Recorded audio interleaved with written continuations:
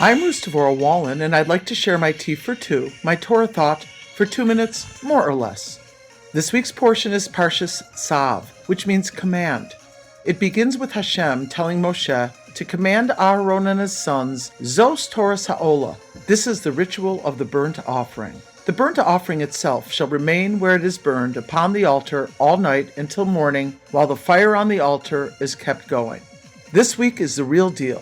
Now, after Aaron and his sons have been taught the service of the Mishkan that we have read about in the previous portions, they perform the actual function of preparing and offering the sacrifices. We have mentioned that since we do not have the Mishkan in the desert, nor the Holy Temple in Jerusalem, we do not offer sacrifices anymore. The sages teach that today, our energies, personal prayers, and interpersonal sacrifices on behalf of Hashem's world take the place of burnt offerings. This verse and two others in this section refer to the fire on the altar that is not allowed to go out. This is one of the origins for the Ner Tamid, the everlasting light that is found in the front of every synagogue sanctuary. The verse says, "The fire that is on the Mizbeach, the altar, shall not go out, lo sichbeh." Regarding this flame, later, when we had the Holy Temple in Jerusalem, the Talmud says that one of the miracles was that the rain never put out the fire that was on top of the altar, even though there was no roof over it. This fire represents the everlasting connection between Hashem and the Jewish people. This bond of our holy soul that God invests in us will never be extinguished. It is fascinating to see the connection of our Torah portion in Purim, which is celebrated today, Thursday of this week. As we have mentioned numerous times, there is always a deeper interconnection between the weekly Torah portion, happenings in the world, and any significant dates in the Jewish calendar. It says in the book of Job, Eov, that we are endowed with a chelik Eloka mima'al, a portion of God from above. This is an eternal connection with Hashem, like a dense and unbreakable cord. We have survived through thick and thin, through anti-Semitic events such as pogroms, expulsions, the Holocaust, and more. The Jew is like the fire on the altar that never goes out, even in Golus, exile.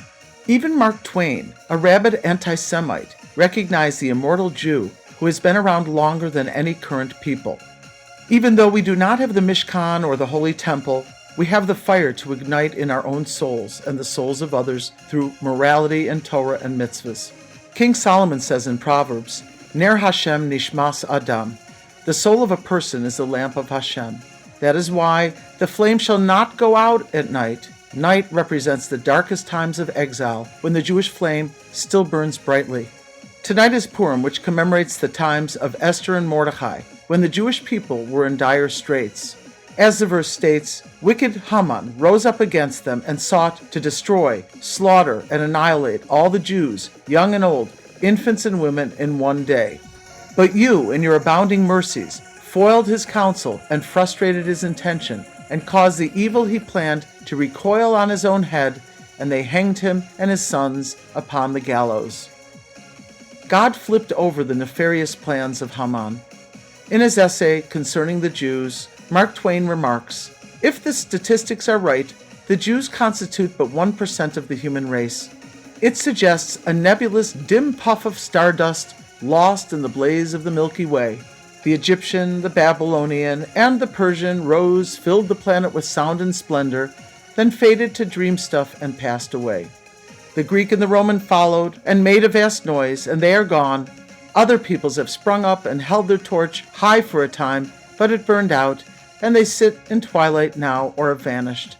The Jew saw them all, beat them all, and is now what he always was, exhibiting no decadence, no infirmities of age, no weakening of his parts, no slowing of his energies, no dulling of his alert and aggressive mind.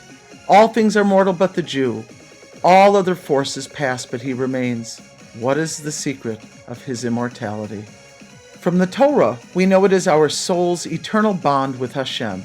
Despite the seemingly dark circumstances, we are still like the eternal flame on the altar that neither rain nor the dark of night can extinguish. May we all be able to illuminate our surroundings with the flame that never goes out, bringing our world to the ultimate illumination, the coming of Mashiach.